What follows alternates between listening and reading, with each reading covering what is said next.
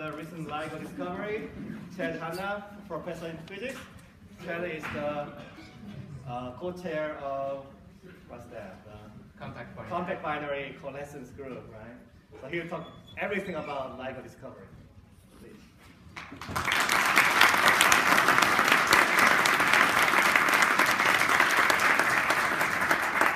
So first things first, can everyone hear me without a microphone? I will put on the microphone if you want it. Okay, we're going to go this way. All right, so thank you for inviting me. It's a pleasure to be here. I realize that even though physics and astronomy buildings are adjacent, I don't hardly ever get to come and see my astronomy colleagues, so it's good to be here. The second thing I want to confess is that this talk was a total bait and switch. So when Donghui asked me to give this colloquium, I had already had some privileged information about what LIGO may or may not have seen. And so I gave this wonderfully boring title as what I said we were going to be talking about today. And it was going to be this normal LIGO talk, right, where I stand up here and say, here's what we've been trying to do for 10 years. It's really hard. Maybe we'll find some stuff. And it was going to be a complete snore-fest. But I decided to go ahead and change the talk title today to Gravitational Waves Discovered. Hopefully my laser pointer will heat up during this time. Okay, so, and that's it. And so, in principle, this is on behalf of the LIGO and Verga collaborations. I should have had this talk reviewed, don't tell them. But anyway, so let's get started.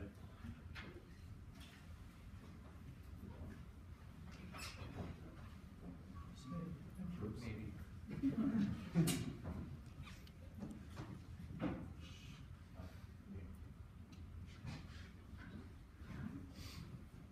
Okay, so probably most of you had heard about last week's somewhat landmark announcement from the LIGO and Verga collaborations that gravitational waves had been discovered. And so what we said was that a little over 1 billion years ago, there was a binary black hole system, stellar mass, but pretty heavy for stellar mass, that had potentially been orbiting for billions of years. And it, during that time, had been sort of slowly giving off energy due to gravitational wave emission. And that was causing its orbit to shrink. And in the last few tenths of a second, it was orbiting at a frequency high enough to produce gravitational waves detectable here on Earth by advanced LIGO. So this is, I'm going to lower the lights. So this is an actual numerical simulation of this of a system consistent with what we observed. And you can see that the binary was orbiting and eventually merged together and formed a single black hole that then settled down to a stationary spacetime. So this talk is pretty much mostly going to be about the discovery. I will, of course, spend a little bit of time giving some background and other things, and then at the end, maybe give you a bit of an inkling of what we should expect in the future. So before we get too ahead of ourselves, I don't know why none of my devices are working. Before we get too ahead of ourselves, so I think we should probably start with what are gravitational waves. So gravitational waves are a prediction from Einstein's theory of general relativity. And so general relativity is our modern perspective on gravity.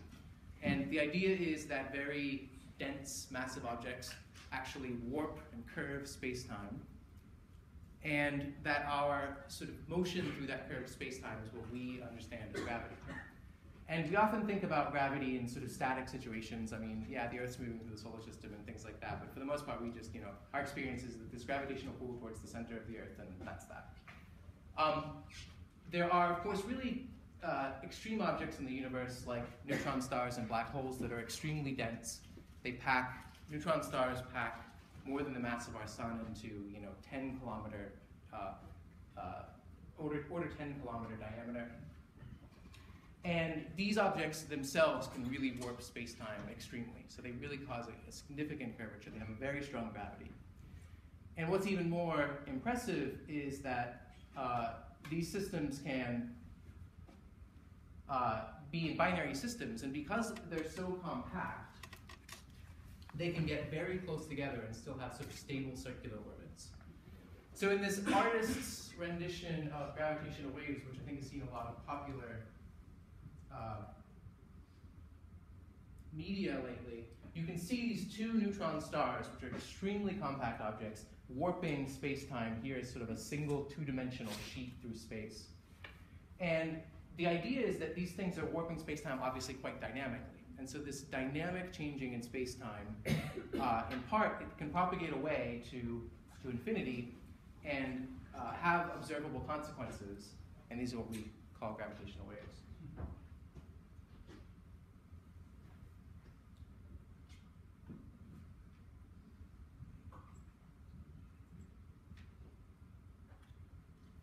So even before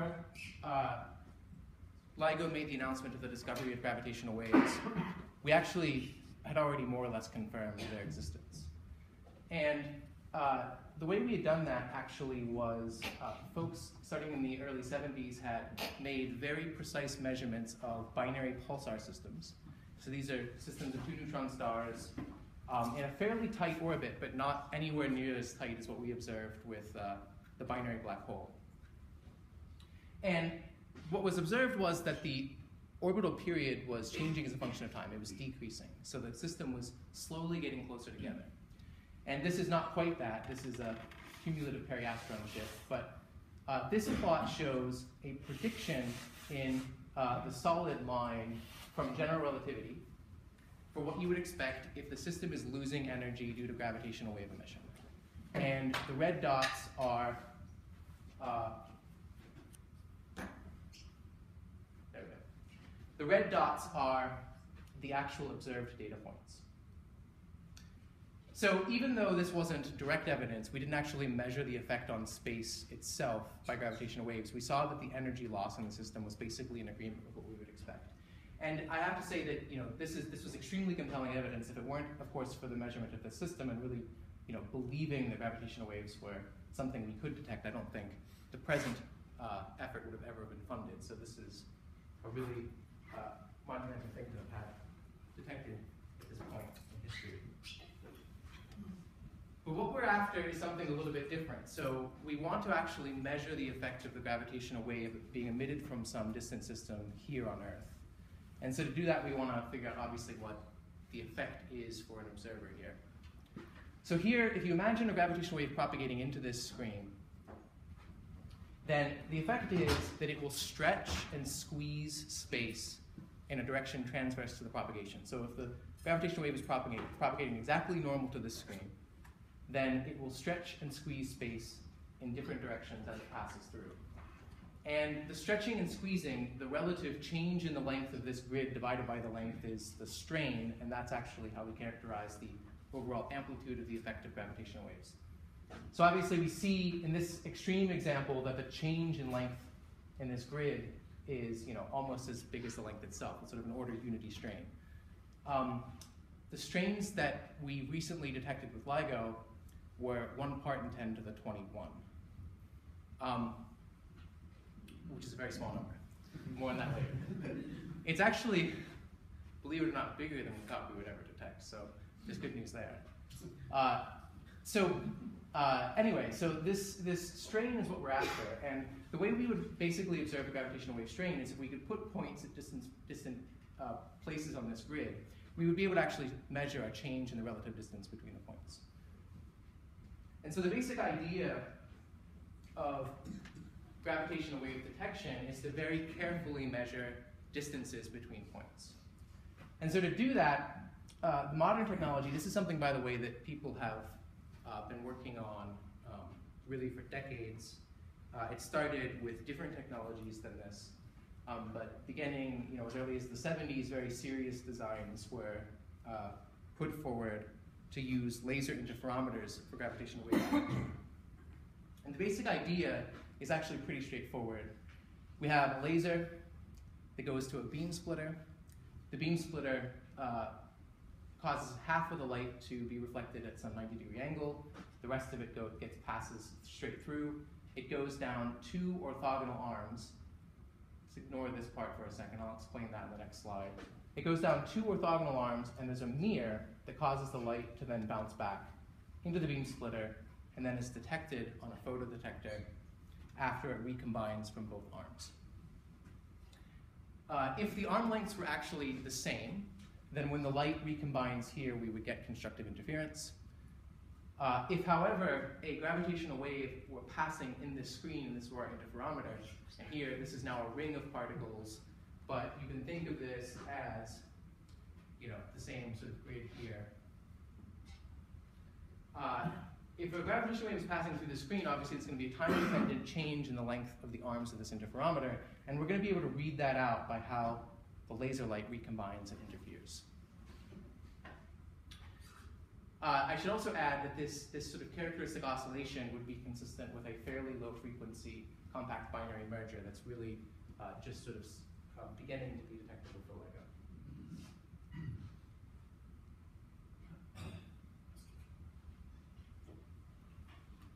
Yes?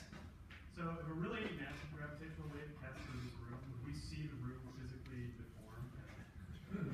I guess the question is the interferometer itself, like the physical structure deforming, or is the path length along it? The path length, so the interferometer itself is actually in vacuum, and so that the end mirrors are basically acting as test masses in vacuum that can actually sort of be used to determine the distance, from the passing gravitational wave. There would be like some rigidity to a mechanical system to gravitational waves, like there would actually be a force that in principle a mechanical system could prevent them being crushed by the gravitation. The gravity wave would try and deform this. It would actually, and so the original devices, the resonant bar devices, actually had sort of they actually had a transducer. So there's basically excited a phonon, it excited an acoustic mode in a large metal bar. That's how they originally worked. Good question. Okay, so the sort of toy model on the previous slide is really in effect what we've built. Now the scale is pretty big. So LIGO operates 2 different detectors, one in Washington State, one in Louisiana. They are almost exactly 3,000 kilometers apart. The light travel time between the 2 is 10 milliseconds. We expect gravitational waves to travel at the speed of light, so the gravitational wave travel time between the 2 sites is also 10 milliseconds. So the optical layout for LIGO is not so different than a regular interferometer, which would have just simple mirrors at the end of each arm. But one of the important differences is these additional mirrors inside here labeled as test masses. But these are actually mirrors that set up a resonant cavity, a partially resonant cavity in each arm.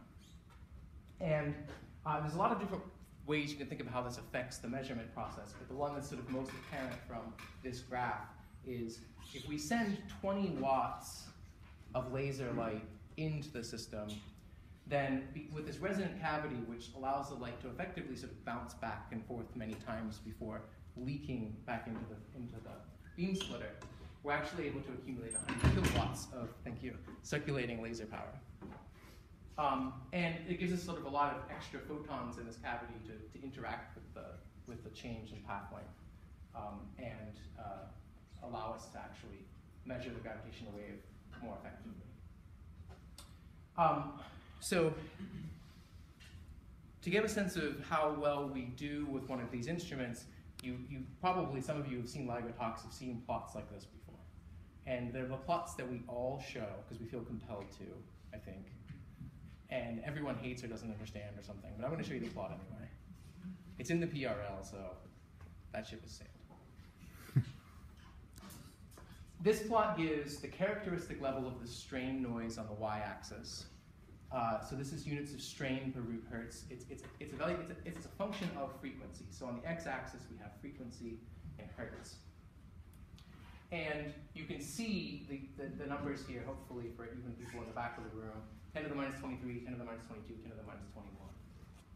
So what this is telling you is the characteristic level of the strain noise as a function of frequency in the LIGO detector. And why we want to know what the noise is because if we want to observe signals, obviously, we need the signal to stand out above the noise.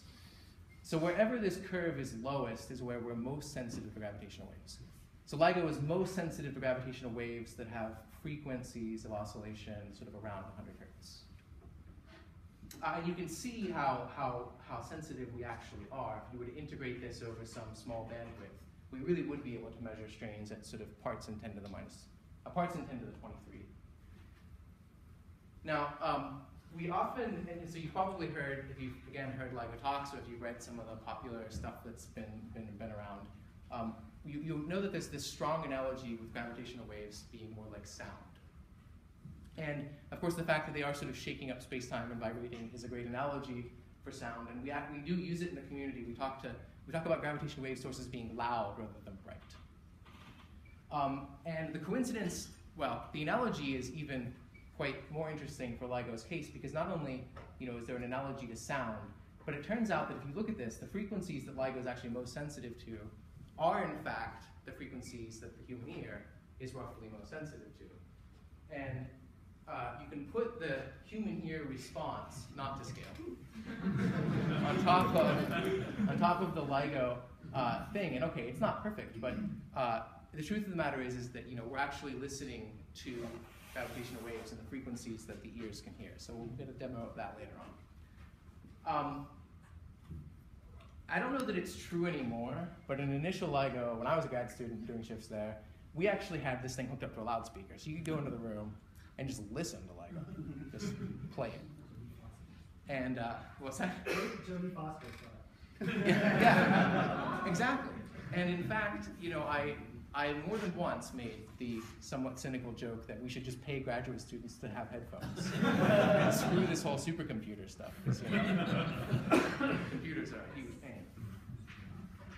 So anyway, it still certainly is true, but I'm not sure that anyone has the speakers turned on these days, which is kind of sad.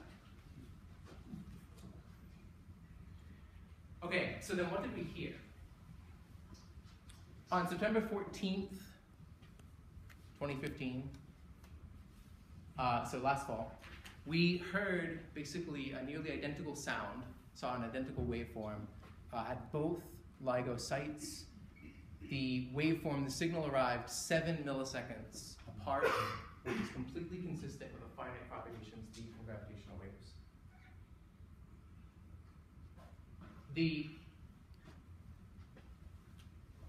This plot has so much information, so we'll spend a little time here. The top row, strain, in units of 10 to the minus 21, so this is 1 times 10 to the minus 21.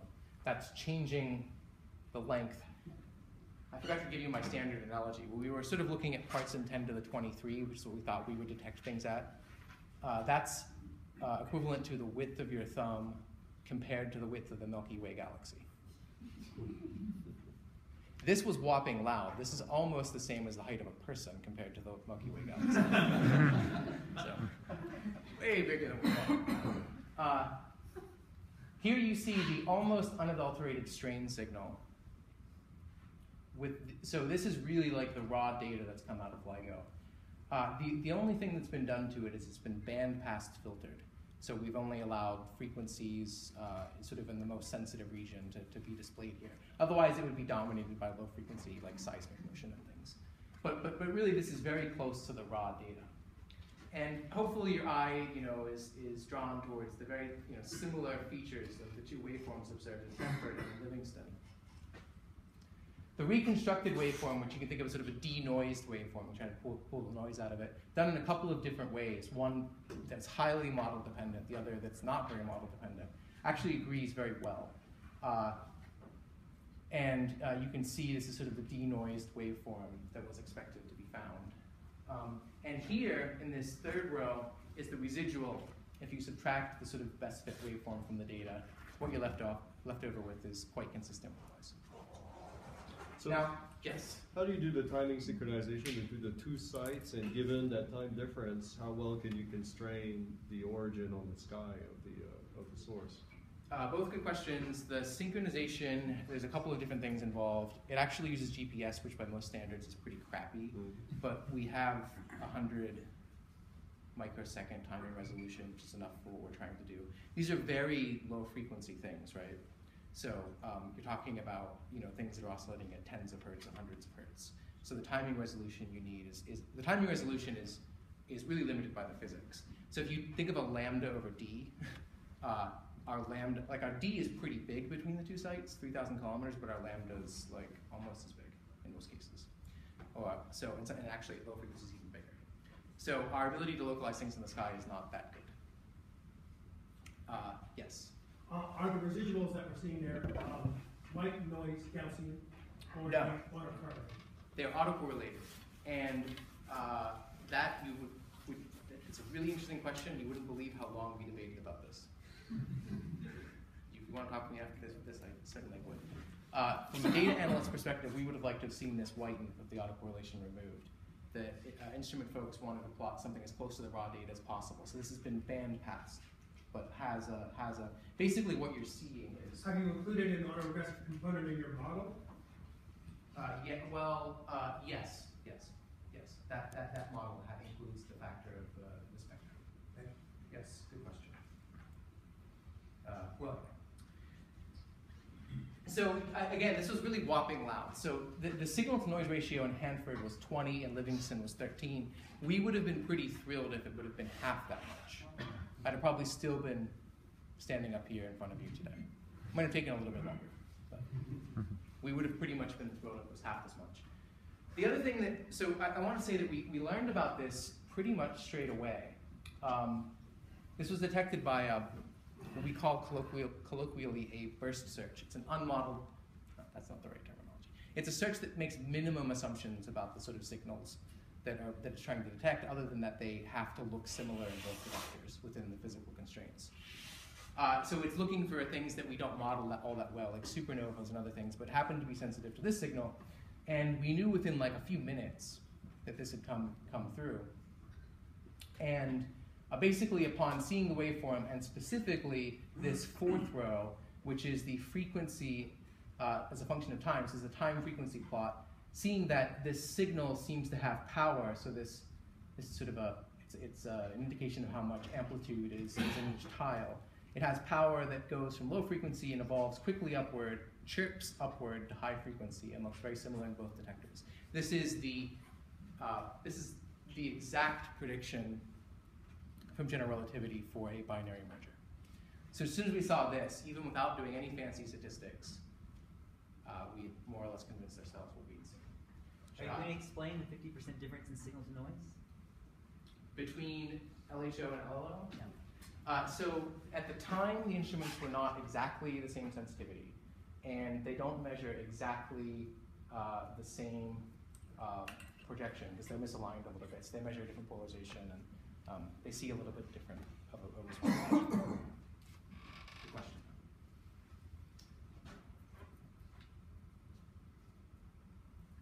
So this smelled basically straight away like a binary black hole merger. All right, so we knew within minutes, and probably then within hours, what we were dealing with, but it took us several months afterwards to actually do everything carefully, vet the analysis, try to estimate the significance of this thing so we could decide whether or not we really were going to announce a discovery. And we had a lot of tools to throw at this. We've obviously been preparing for a long time, and sort of were happy to finally have something of interest to try this stuff out on. We had two completely independently implemented matched filter analyses. I'm not going to go into too much technical detail there, but the idea is with binary systems, I'll explain later, we really have a good idea of what they should look like and can actually predict the waveforms very accurately. So the sort of best detection technique is to actually just try to literally match a bunch of different waveforms with the data and see which one fits the best. And so that's effectively what's being done here. Now we had two entirely independently implemented analyses that really treat how they process the data pretty differently, how they estimate the background, how they do the statistics. It was all really quite different between the two. But both effectively ranked this event as completely off the charts. So the end, what we quote is greater than 5.1 sigma, and I'll try to convince you that that's really that it's really much more significant than that. So here you have the results of two completely independent analyses. They're not independent in the sense they look at the same data, obviously, but two different takes of this that we tried to put sort of in a similar plot. I could spend forever talking about what this plot really means, but let me try to make it as brief as possible. On the y-axis in both plots, we have number of events. This sort of gives you the sort of expected number of events if what you've measured is noise. What's the unit of time? So the unit of time we've measured, so this analysis comes from 38 or 39 days of coincident data. Or sorry, of calendar data. So there was about 16 days where the detectors were both operating. So this is to be interpreted as number of events in the 16-day coincident period. Good question. So the black and blue lines represent our expected background with a couple of different ways of estimating it. I probably don't have time to go into the subtleties of it. And the orange squares are the actual observed result.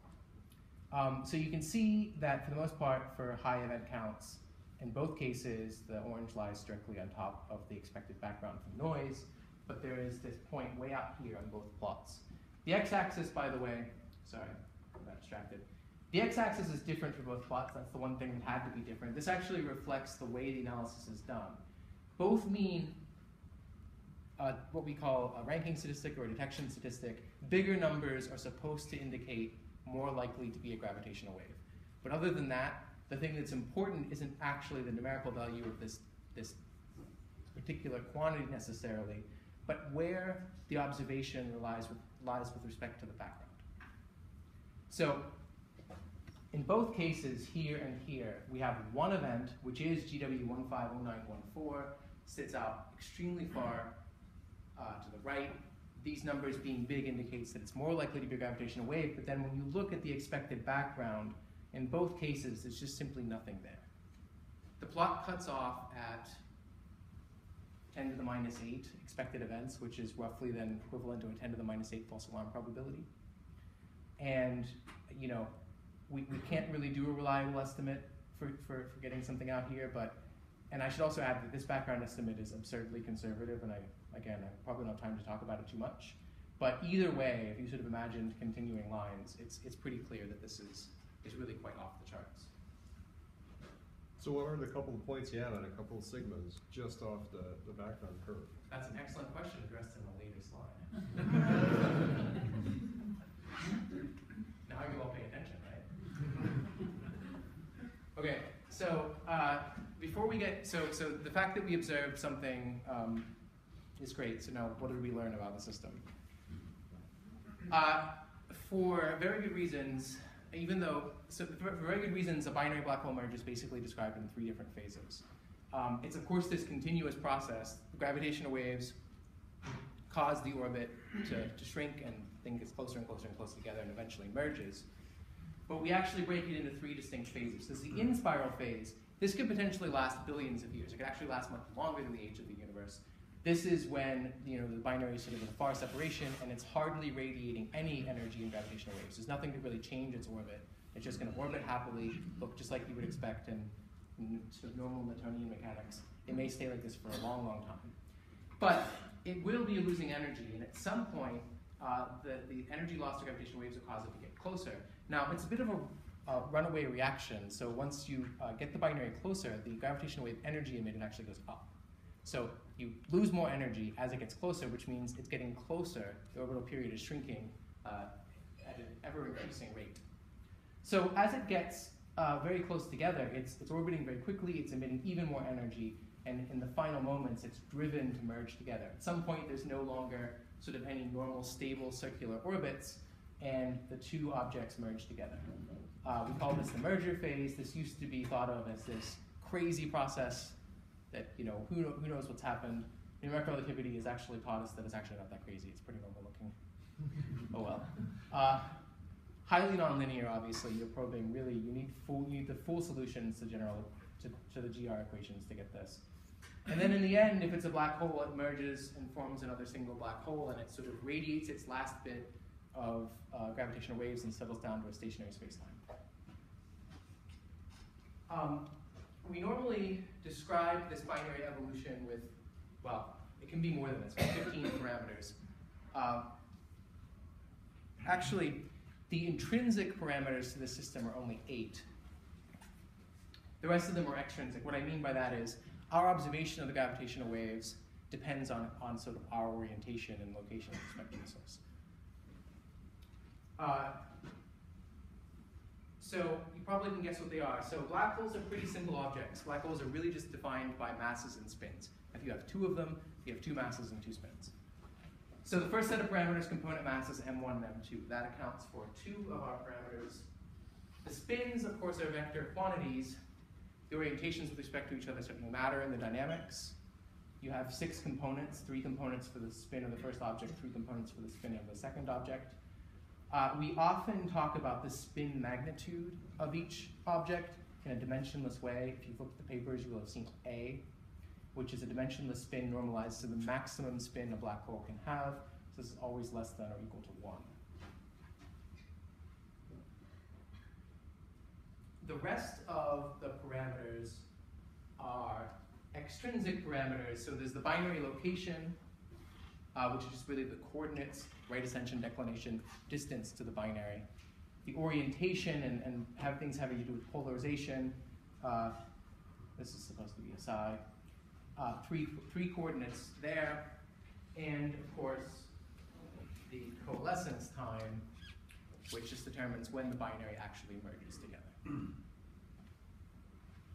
So all in all, in 15 parameters, those of you thinking about this might have realized there's no eccentricity quota here. The eccentricity of the orbit is assumed to be basically 0. It was checked, it is basically 0. Gravitational radiation circularizes orbits. So unless you have a pretty strange scenario, we're not expected to observe it. So all of these parameters, and really the intrinsic ones being... You had a question? Oh, sorry, yes, please. Are you sensitive to polarization? Yeah, but with LIGO, so each one only measures one of the gravitational wave polarizations. We would need another arm to get the rest. And the LIGO detectors actually are not that misaligned with respect to one another, so they kind of probe both polarizations, but not all that well. It was actually intentional. When we add Virgo into the mix, we really get the second polarization down better. Okay, so these binary parameters actually influence the gravitational wave signal that we see here on Earth. So every merger sounds different. The binary parameters, the masses, the spins, really do encode themselves on the gravitational wave strain. So we can really see the difference in the waveforms if you look at them, and you can hear the difference in the waveforms if you listen to them. And on both of our detection techniques, the matched filtering, which I sort of mentioned briefly earlier, and all of our statistical inference tools really are trying to just match a bunch of different models where we vary the binary parameters, match those to the data, and then see what we learn about them, including, of course, uncertainties in our measurements. So maybe this is a generational thing. I don't have it, but I don't know what this says about me. Shazam is this app for your phone that will, if you hold it up to something, you can tell what song you're listening to. So this is very, kind of very similar technology, actually. So visually, we have this 1-1 solar mass binary merging. So this, in principle, this waveform, which is the strain as a function of time. Sorry, this plot is a little small for those in the back of the room. This is a 1 second to 3.5 seconds. This is when it merges. Time units are completely arbitrary. This, in principle, goes back billions of years, or maybe hundreds of millions of years. I've plotted it only from 60 hertz up, so just the last bit that LIGO can observe. What I want you to see is the dramatic difference with what we would observe under the same constraints between a 1-1 solar mass binary and a 20-20 solar mass binary. So it's pretty clear that the waveforms here are quite a bit different. And in fact, if you were to listen to these, for those of you who need a little bit of a wake up, there's your 1-1. Yes, that's what we were waiting for. And the heavier one's even less impressive. The cosmic burst or something, I'm sure that's got to be out there somewhere. But the point is that, okay, they might sound ridiculous, But the way they sound or the way they look, if you plot them, is really encoding something about the physics of the system. And so our job is to carefully look at these waveforms and figure out what it's telling us about the binary.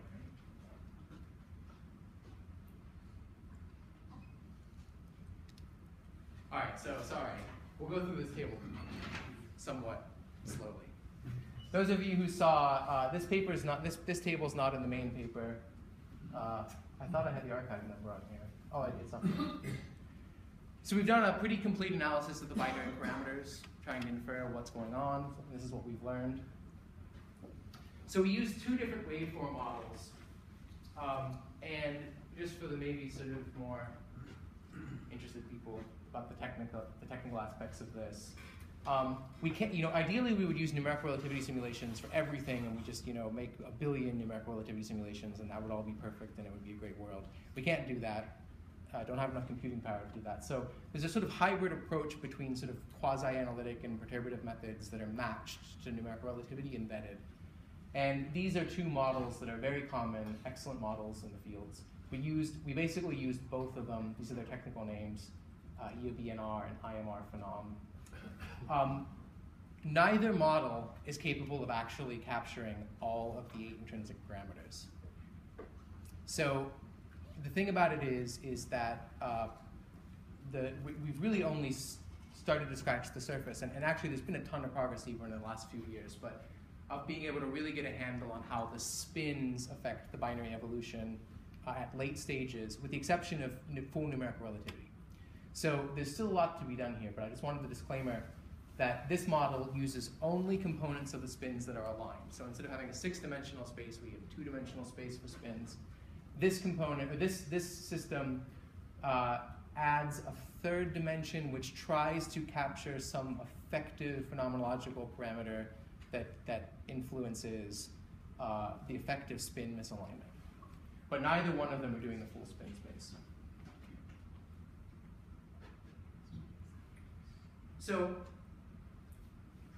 by far the most accurate parameter that we can tell from the binary is the Chert mass. That's this special combination of the component masses. M1, M2, here big M is the total mass. This is an important parameter for us because it's actually the parameter that dominates the sort of frequency evolution of the binary during the in-spiral phase. So it really tells you sort of how long the in-spiral is. And that's therefore the reason why it's the best measured. So the Chert mass, even though it's kind of an esoteric thing, we measure quite well. It's about 28, but the error bars are small. In this table, we've given median estimates with these numbers to the side giving the 90% interval. So about 28 plus or minus 2, roughly speaking. The component masses are not nearly as well measured, 36 and 28.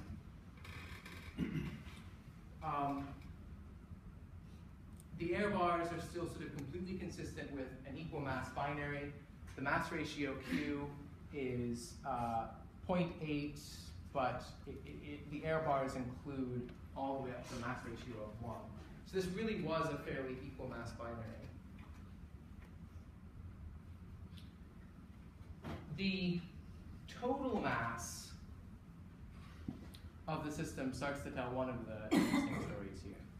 So there's two ways you can think of the total mass. You can think of the total mass as being the sums of the two black hole masses, if the black holes were sort of separated far away at infinity.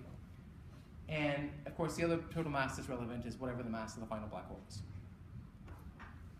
Two black holes start, and a final one is formed.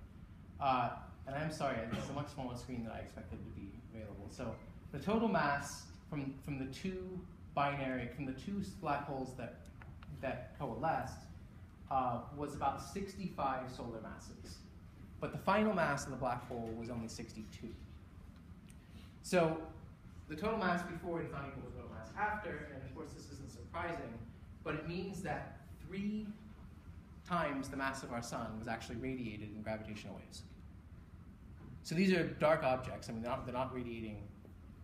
I guess the quantum gravity guys might make fun of me if they're not radiating appreciably in anything other than gravitational waves. But so all of the energy that would come from the mass difference between sort of initial masses and the final masses the final mass rather, has been radiated in gravitational waves. So really a tremendous amount of energy. Yes? So those masses, at least with uncertainties of 4 or 5 solar masses, how well do you know the difference? Is that independently determined? You mean the mass ratio? Or is it something like that? Oh, the difference I see. Between the initial mass and final mass. So it is quoted not in this table. Not in this table. But if you look in the paper, it's 3 plus or minus 1. So all of these things are extremely correlated. These are very complicated. Doing this analysis takes months on supercomputers for people that do this for a living, and they're all really correlated. It's sometimes difficult to get an intuition for how things turn out, but the difference is known to plus or minus. Good question. Yes.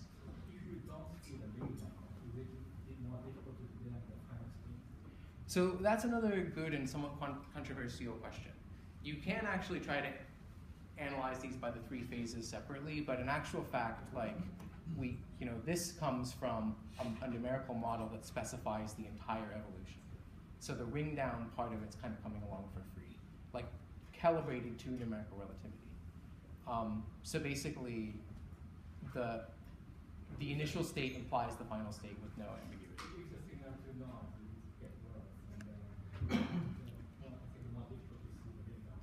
Well, but that's the thing, is it's one of these, the model applies to all of the phases, right? So if you believe GR is right, and you believe you determined a black hole, or you found a black hole, then you can learn a lot about the final state even from the initial state, if you can measure those parameters well. I'm actually not going to talk too much about it today, but we did do some pretty reasonable tests to make sure that it is completely consistent with general relativity. So the spin magnitudes, again, this is very small, sorry about that. They're not well constrained at all. The dimensionless spin magnitudes can be anywhere between 0 and 1, and our analysis basically says they're somewhere between 0 and 1. So there you have it. Though this is a kind of misleading thing to say. I personally wouldn't, I would maybe, well, the folks that worked on this are all fantastic. I would have maybe emphasized this a little bit differently. Just because this is, this doesn't tell quite the right story. The thing that you really have to look at is this special combination of the spins, which we call an effective spin. We're not very good at naming things creatively. It's the sum of the 2 spins, the vector sum of the 2 spins projected onto the orbital angular momentum with some mass normalizations. It's measured much better. So if you can see the error bars here, it's measured much better, and it's consistent with 0. So it's not, we don't know if, so basically the scenario could be they're not spinning, the end. The component masses are not spinning that much. Or if they are spinning, they have to be anti-aligned with one another. So that's basically what this is saying. There's some projected along the orbital angular momentum has to be close to 0. If we had a sufficiently non-zero effective spin, another way of saying that is if the spins would be both large and aligned rather than anti-aligned, then there would have been a contribution to the final spin of the black hole from the angular momentum of the input black holes. So we know the final spin of the black hole pretty well, 0.67 plus minus 0.05. That we know very well. And that would have been different if the spins of the 2 objects would have been near maximal and aligned or anti-aligned. And so just looking at the spin magnitudes independently doesn't quite tell the right story. The truth is this is either pretty consistent with non-spinning, or we've somehow managed to get a scenario where it looks like this. I would vote on the first scenario where they're probably not spinning.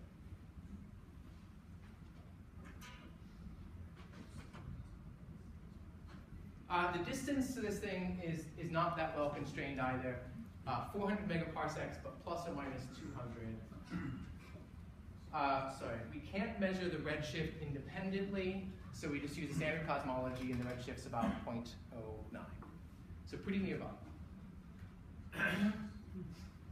Now, one of the things for those of you who, I don't know, for whatever reason may know something about these binary evolutions, if you have a spin component for the black holes that's actually in the plane of the orbital, in the orbital plane, so not something aligned with the orbital, not something aligned with the angular momentum, but actually in the plane, so you have spin directions components that are like this, then it actually causes the entire orbital plane to precess sort of like a top at late stages in the evolution. And in principle, this should actually cause detectable phase and amplitude modulation in what we observe, if it happens. To know, of course, what the components are everywhere, we really have to have the full 6-dimensional spin space covered, and that was actually not really ready to go at the time we published this paper. There are results from like bleeding edge models being run right now. I don't think anything's going to change. There's no clear indication of precession here. But on the other hand, it's also something you can't completely rule out because of how few cycles there are and other things. The one model that we use, this IMR phenom model, does use some phenomenological parameter chi p that's supposed to capture the sort of degree to which precession might be visible. It's in this histogram here, this is the posterior probability for this chi p parameter. The green, which is a little bit tricky to see, is the prior. The black and gray region is what was observed. Basically, it's completely consistent with what we put in. The prior for all of these things was that the spins were distributed isotropically. So there's not really much of a hint of precession here, but it's fun to imagine that might be what's happening.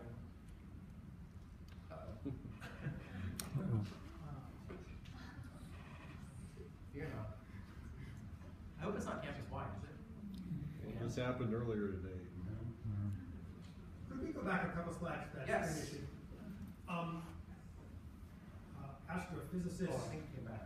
Astrophysicist, one more please. Thank you. The issue of the anti-line spins. Astrophysicists studying repeating black holes in our galaxy and different galaxies. These are X-ray astronomers looking at the spectra of single accreting black holes. Have concluded that in most cases, and there's quite a number known now, the black holes are rapidly spinning like 90%. So that doesn't answer the question of what your particular black hole binary components were doing, but it's pretty clear that most black holes that have an accretion process are spun up to 90%. And so to have two of them showing nothing, when you add them up, it's pretty weird. Well, given the astrophysicist thing. yeah, so I mean, they certainly would have evolved, I guess, in a different environment, potentially. I was also a little surprised that there wasn't more of an indication for spin, frankly. It is what it is. I mean, the final black hole, of course, is spinning at 0.67, but that's entirely due to, I mean, not an accretion process. Well, I guess accretion in an extreme sense, accreting another black hole. So that's entirely due to all of the orbital angular momentum being absorbed in that black hole. So there you go, there's accretion. So I guess That dodged the question. there was no accretion disk in the past history of these black holes. I suppose at least not one that was able to spin this up enough. Unless somehow you had like, yeah. But I certainly agree that it does not seem consistent with very high spin and the same direction.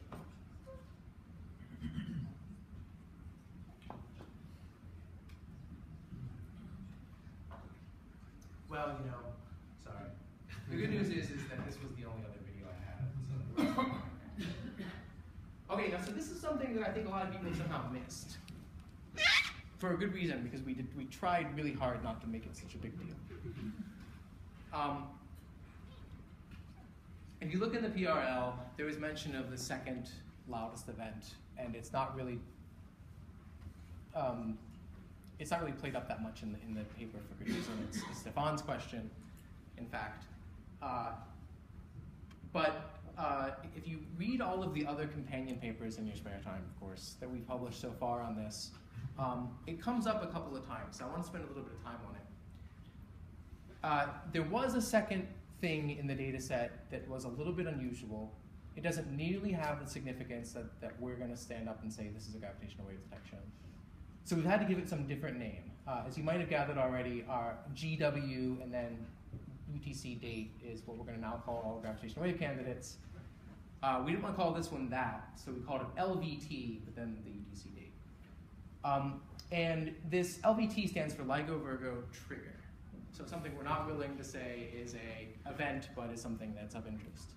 All right, enough about that. The false alarm probability is only 2 sigma, a little better than 2 sigma.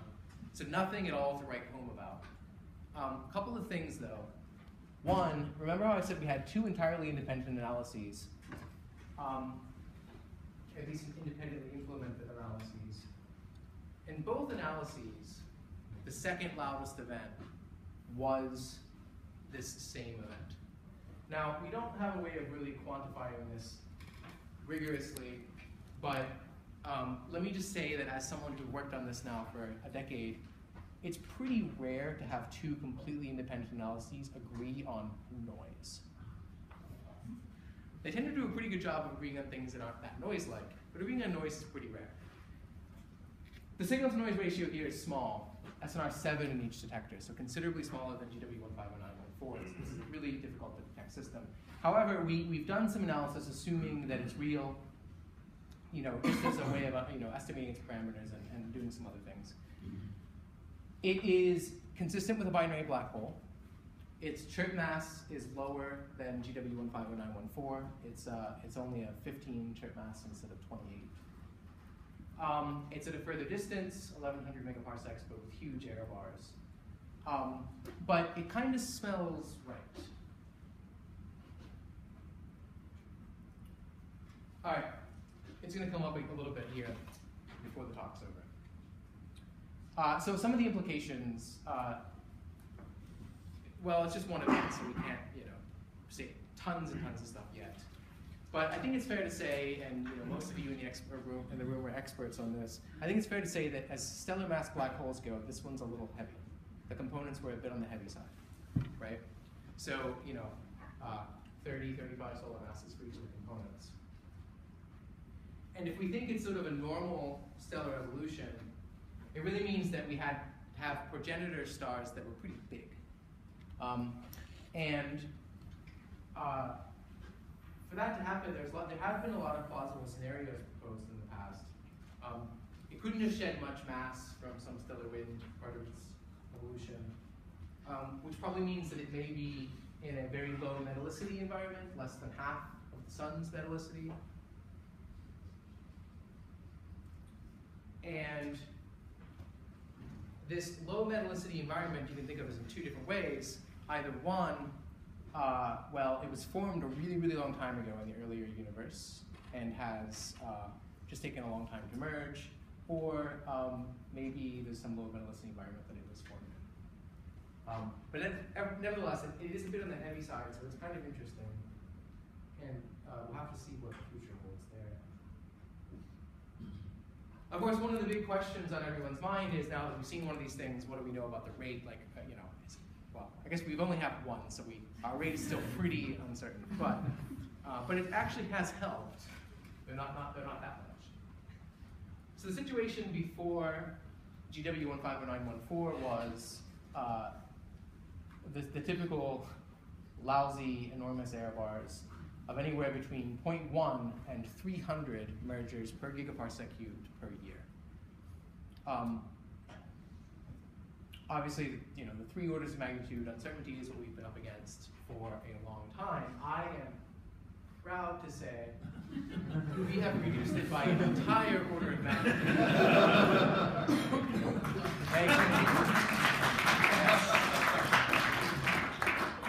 We're now pretty sure there are at least 2 per gigaparsec year. Is it for what mass ratio? Well, so now this is a great question. So this number is extremely uncertain.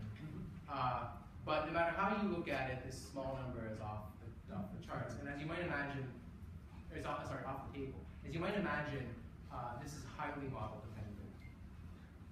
So we did a full rates analysis. To calculate rates, we have to understand our sensitivity to gravitational waves. Since we have different ways of looking at gravitational wave data, we have to evaluate both and try to understand sensitivity. These are big supercomputer Monte Carlos. They take a long time.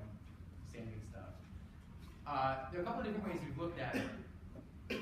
One is to consider GW150914 in its own class. So just pretend all black holes are that period, that type. If you do that, you get 16 or 17, but with pretty big error bars. We also took a look at LVT 15, 10, 12, and the rate implied there is a lot higher if it is a black hole. You can then imagine putting together a crazy distribution which is all black holes look like those two things, and that's what you would get. Of course, what most of you in the room would want to do would be to somehow, have some sort of astrophysical distribution put in, and we did that a couple of different ways. Probably none of them are completely satisfying, but we constrained the masses of the black holes to be between 5 and 100 solar masses, and considered two different distributions, flat and log m. If you do that, you get around 30, and with some power law that emphasizes low mass. Yes, this is the initial mass function. Is that a good idea? No, but whatever. some power law that emphasizes low mass things as being more likely. And if you do that, not surprisingly, you would get a higher rate. So basically, like all of this and all of the uncertainty and whatever has been, folded into this very, very, very conservative large range. But the only thing we've been able to say for sure is 0.1 is off the table. Okay, so going forward, here's the timeline. I am almost done, I promise. Here's the timeline for 01. 01 was 4 months. We had only published on 1/3 of the data. So the publications that have come out have only been 1/3 of 01's data. It's only been only been up to 100 solar masses. We still have 2/3 of the data and potentially higher mass systems to look at with 01 data that's in the can. 01 has ended. Here we are in February. Here's going forward 2 years. We're going to spend the next several months commissioning the detectors to make them more sensitive. 01 was not at design sensitivity. We have a factor of 3 to go in range. It was a factor of 3 better than anything that had been done before, but it is not at design sensitivity. So the next few months will be to improve the range. Now on this plot's actually volume. Volume is actually the more relevant thing, so range cubed. But once we get to hopefully 02, sometime in the late summer, we'll run for 6 months with hopefully a 3 times increase in volume. We'll take data opportunistically before then if we can, and again afterwards. Is Virgo going to be available? Virgo is expected to be coming online somewhere in here. They've actually had some problems with some of their hardware. So the start date's a little uncertain, but they are working hard. When we get to 03, late in 2017, we'll have hopefully 10 times the volume. What this is going to mean in terms of rates is 02 could be able to see BBH detection once per month. 03 should be able to see one once per week. So hopefully that's what we have to look forward to. And before I close, I just want to say, here's the current local LIGO team. You should know that LIGO, I've only been here for a little while, as you all know, but Penn State has a huge history of LIGO, so we happen to be just a small group now, but over the years it's been an enormous team that's been here. If you see these folks around, buy them coffee, buy them a beer. They all worked very hard this fall. Probably I should be in violation of some human labor laws. That's all I have. Thank you.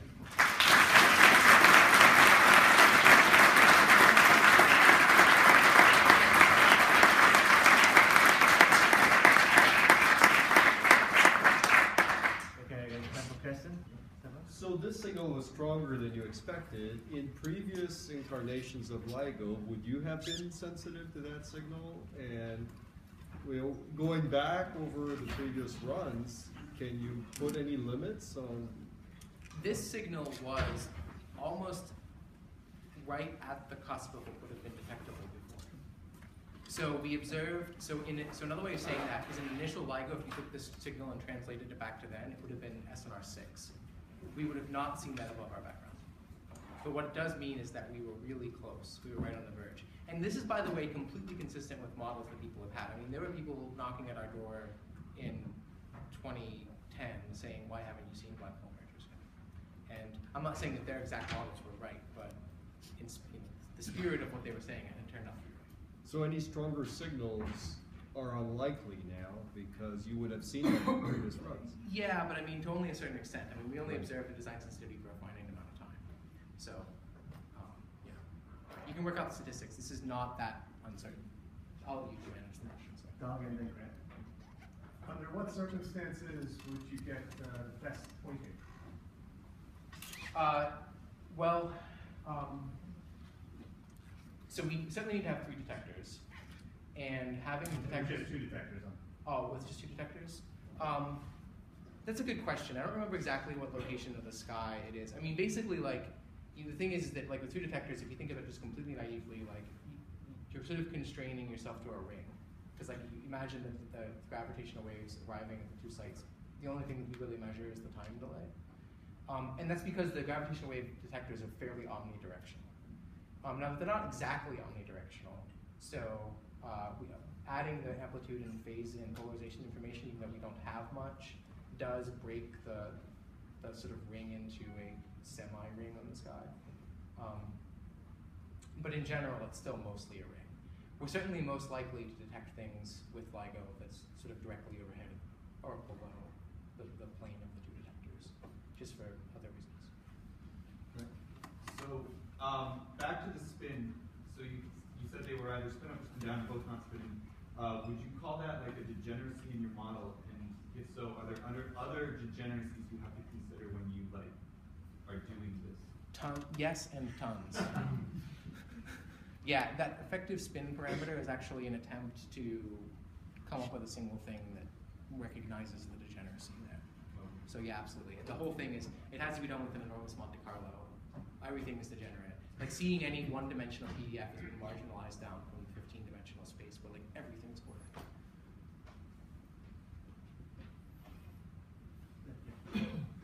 So a lot of this talk was on the compact object coalescence, but what about the other searches, like the pulsar searches, the stochastic background, or the supernovae burst searches? Are those expected to be detecting things when you get into like O3 or O2? Or? So that's good. I felt like I can finally get away from the standard LIGO talk where I give like the laundry list of everything, but no, it's a good question. Yeah, I don't know, maybe. Those other things are hard in the sense that, okay, supernova, if we get one close by, it has to be really close. If we get one close by, there's a good chance we'll see something. The pulsar searches, I think the all-sky searches are maybe the most promising to find pulsars that are really close by that we just don't know about, but they're basically impossible computationally.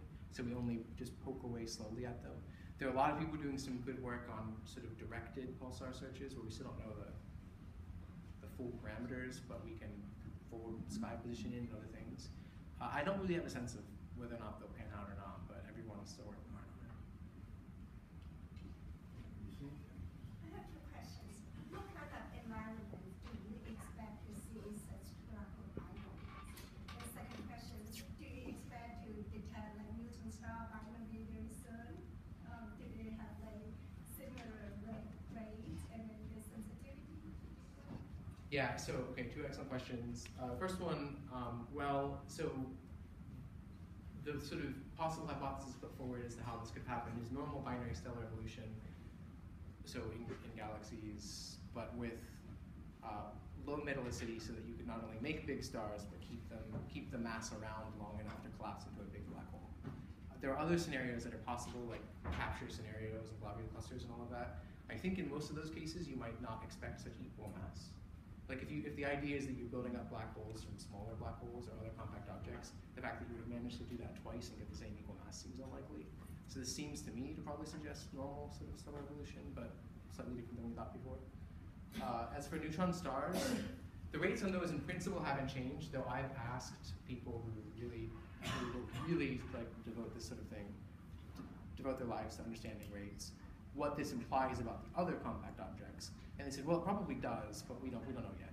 And so I'd be surprised if someone hasn't already put that paper on the archive. It's an obvious thing to try to see, under what assumptions does this imply changes to other objects. I don't personally know of any offhand. We still, even in the most pessimistic scenario, hope to observe at least one neutron star merger in the coming years. So just to get back to the laundry list, I saw in one of the data tables that think that this was a very loud burst and that it was face on towards us.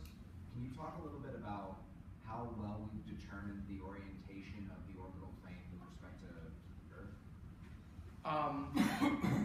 That is in the parameter estimation paper. I almost included that plot.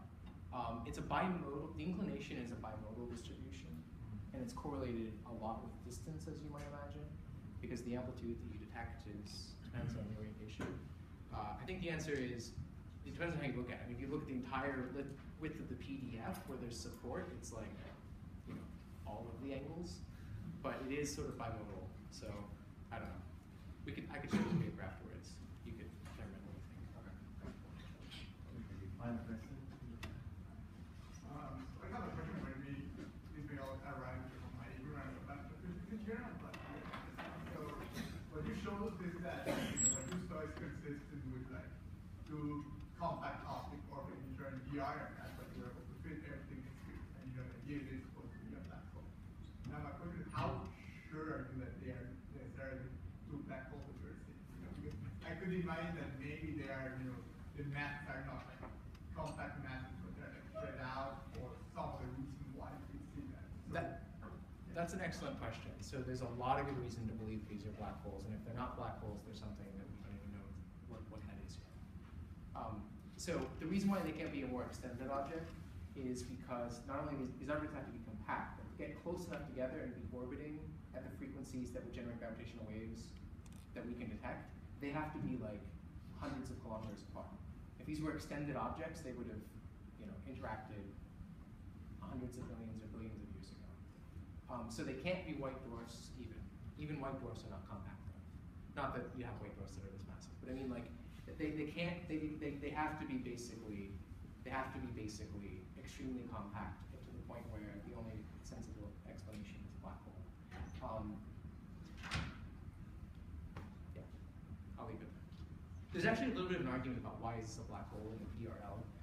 The people who wrote that argument are actually, I don't know if it'll happen, but they might try to put out like a physics today kind of pedagogical thing that goes through all the simple arguments. It's actually quite nice, but it's not great.